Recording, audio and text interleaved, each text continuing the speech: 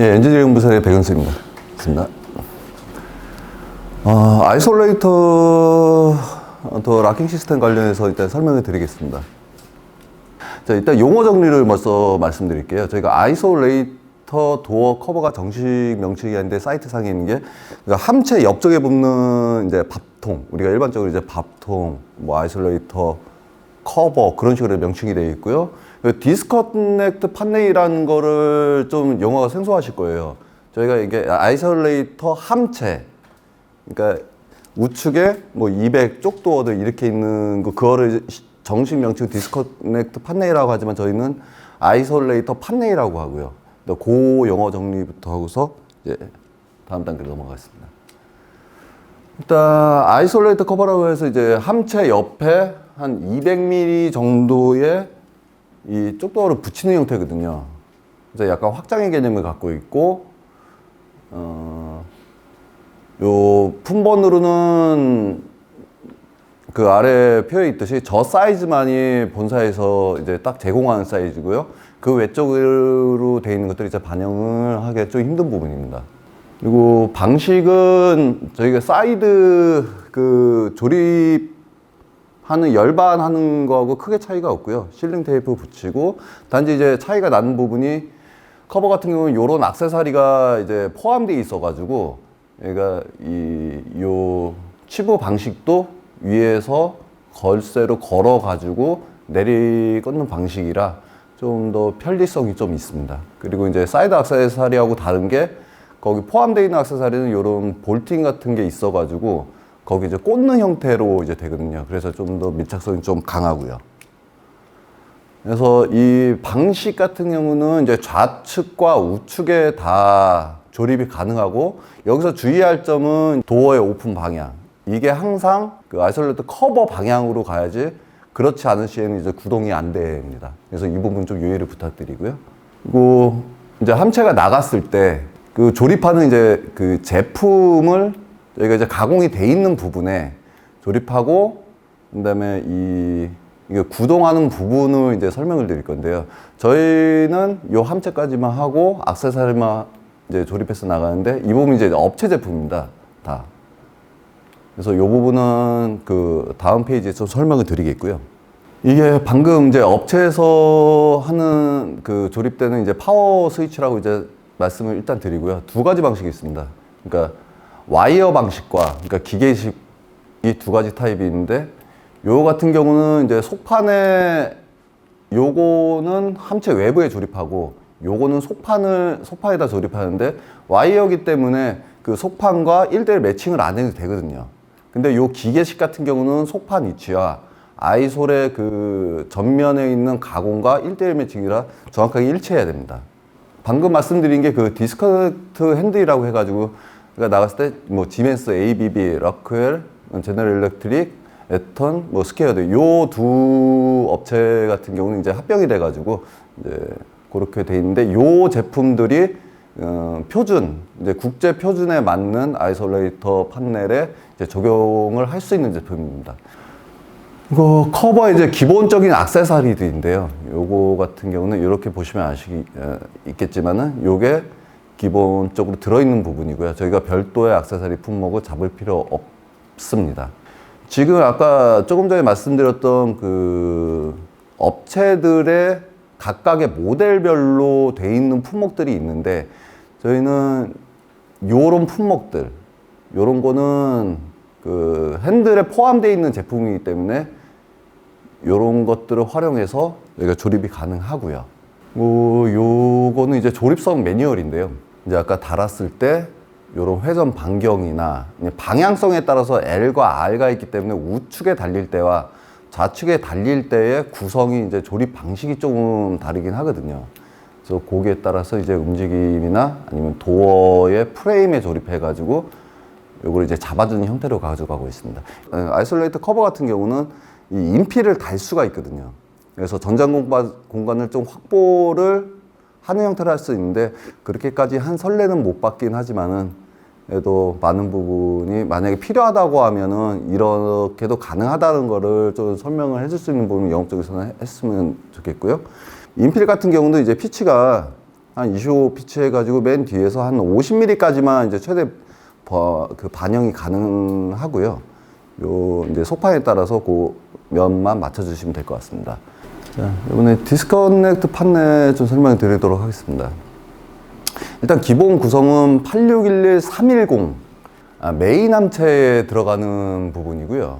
근데 서브적으로 이제 그 옆에 열반되는 이제 구성 같은 경우는 4911-000 이제 싱글도어 타입일 때 반영을 하고 4911-100 이건 이제 더블도어일 때 보시면 되고요. 그 더블도어이기 때문에 악세사리 파트가 그 이제 프레임이 조립하는 게 두 가지 타입이 더 이제 하나 플러스돼야 되는 부분이라 그렇게 좀 타입이 나눠지고요. 그리고 요 품번 같은 경우는 지금 요 막대 이 조립하는 이제 각각을 연결시켜주는 막대이기 때문에 여기에 이제 사이즈별로 이제 있거든요. 요거를 잡으시면 되고, 그리고 1200 넘어가는 같은 경우는 그 600이나 800 아니 이런 식으로 조합을 해가지고 중간을 이제 잡아주시면 됩니다. 이게 지금 이제 1층에 있는 그 제품을 좀 사진을 찍었고요. 현재 여기 있는 경우는 아까 와이어식과 그 기계식이 있는데, 현재 1층에 있는 건 이제 기계식으로 해가지고 1대1 매칭이 돼야 되는 부분이라, 아까 말씀드렸던 이 소판과 위치가 정확하게 일자로 딱 맞아야지만 이게 조립성이 이제 문제가 없거든요. 그래서 와이어식의 유동성이 좀 더 좋긴 한데, 기계식은 이 부분을 좀 이제 업체 측에서는 그 가공 부위에 대해서 좀 더 그 설명을 해 주셔야 될 것 같습니다. 그리고 이게 도어를 이제 열고 닫을 때와 저희가 그 핸들 부분 때문에 그 방향성이 달라지는데요. 이제 일반 이제 표준 핸들 같은 경우는 도어를 락킹을 할 때 아래쪽으로 떨어지거든요. 그래서 요 핀이 그 도어 쪽에 보면은 구멍이 두 개가 있거든요. 그 두 개가 이런 부분 때문에 두 개로 이제 나눠지거든요.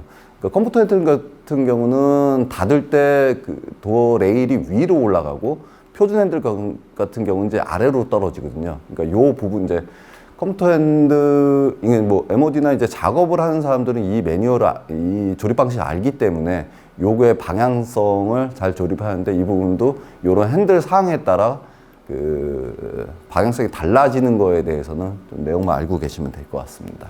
8611-310 같은 경우는 지금 저희가 이게 표준이거든요. 340점에 90.5. 근데 이게 그 1800, 2000 뭐 요런 사이즈 같은 경우는 요렇게 기본적으로 이제 되긴 하는데, 이 위치는 업체가 그 파워 스위치를 어디에 다니냐에 따라서 위치가 조금 변경될 수는 있어요. 근데 표준은 이 위치가 표준입니다. 그래야지 모든 구성이나 도어 레일에 압입 볼트가 박혀 있는 것들이 정상 구동할 수 있는 부분이고요. 그래서 웬만하면은 이 위치를 벗어나는 거를 좀 안 했으면 하는 게 좀 바람이고, 그래서 표준 제한은 항상 이 위치로 가고 있습니다. 미국에만 있는 이제 함태이긴 한데, 그래서 이 명칭이 여기서 이제 디스커넥트 엔클로저라고 되어 있습니다. 근데 국내에서 하는 거하고 약간 다른 방식이에요. 그러니까 크게 큰 틀을 벗어나지는 않는데, 지금 그 내부 구성품이 다르기 때문에 거기에 이제 자재들이 이제 다 달라지는 거죠.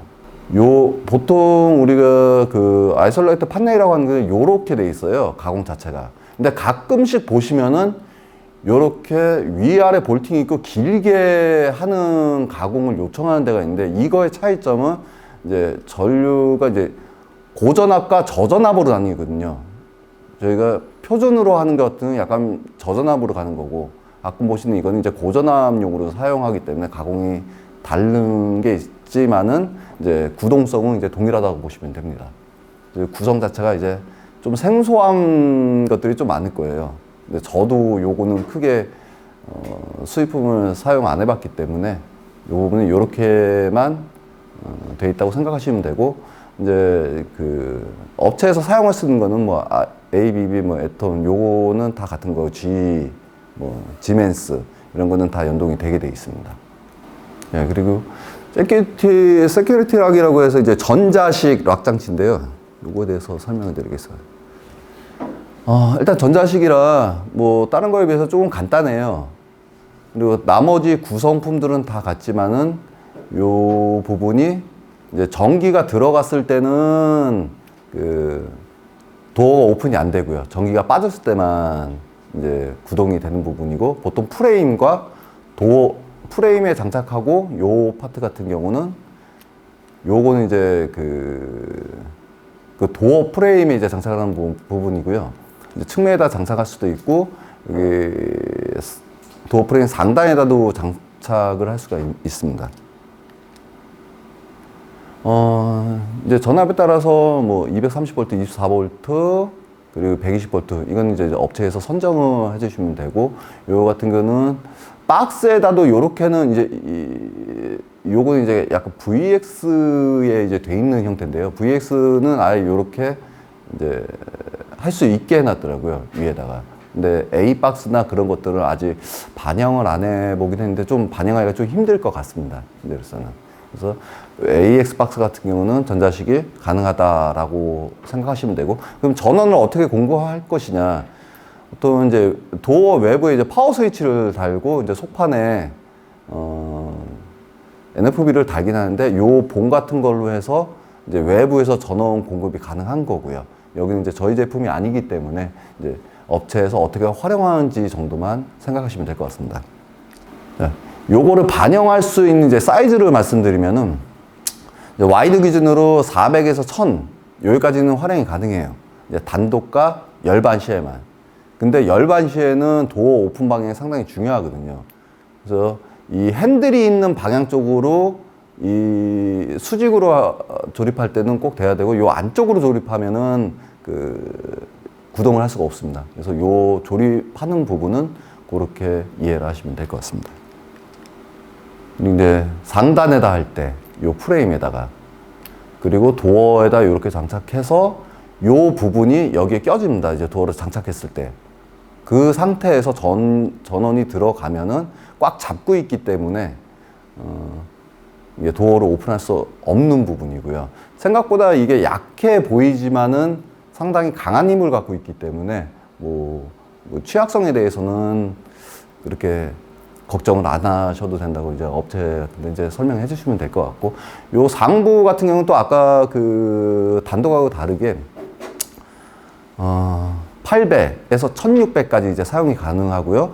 이제 그 더블 도어일 때 그 열반 시에는 도어 오픈 방향에 따라서 상관이 없습니다. 이제 상부에 조립할 때 같은 경우는 요런 이제 여기 열리는 오픈 부분에 돼야 그 조립이 되기 때문에, 보통 이제 8611, 310 요 제품을 활용하시는 분이 있고, 싱글일 때는 8611, 310을 잡으면 안 되고요.